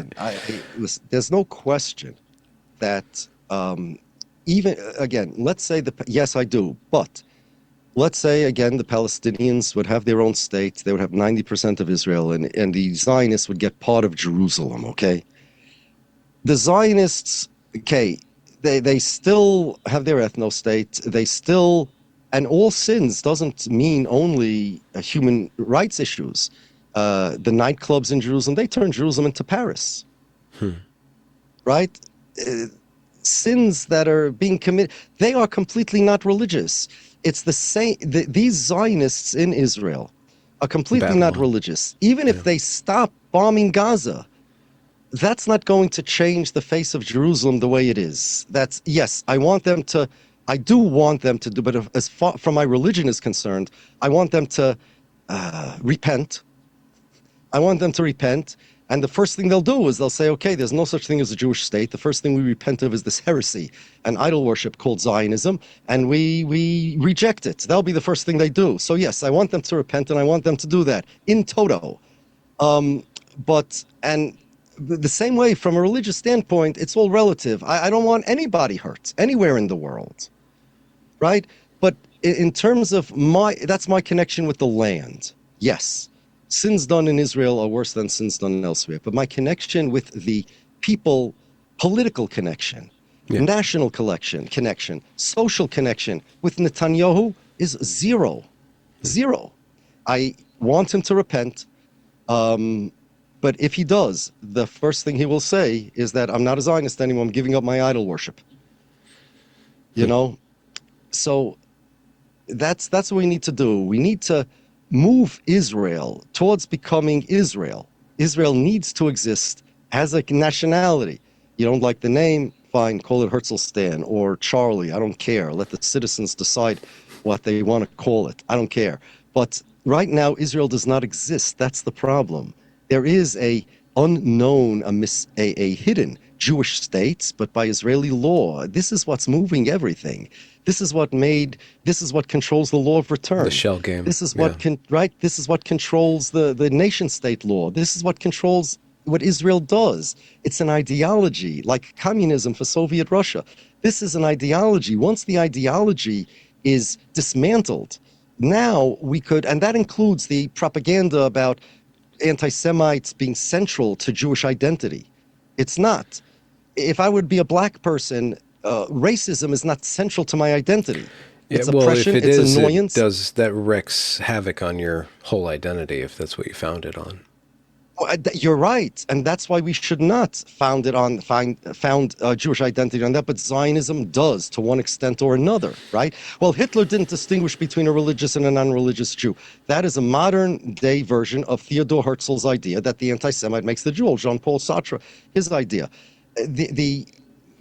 My Zionism has to go. It doesn't benefit anybody. It's not even a question of, okay, when people talk about the Israeli-Palestinian conflict, what they do is, and this also has to be reframed, okay, the Jews have a connection to the land and rights to the land. The Palestinians have a connection to the land and rights to the land. How do we balance this out, right? That's a wrong framing. The connection that Jews have to land has nothing to do with political or sovereign. The connection, has nothing to do with them being Jews. If you want to say that the people who are living there shouldn't be bombed, the people that are living there shouldn't be kicked out of their houses, people living there shouldn't be killed or subject to terrorism, I'm with you, okay? But that has nothing to do with them being Jews. The Jewish connection to the land is purely religious. The Jewish connection to the land is purely spiritual.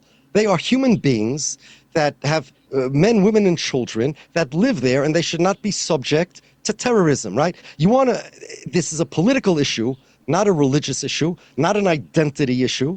It's a political issue about two groups of people that both want the same thing, and they cannot have it. You can make compromises. You want to know what I think they should do? Bring it to court.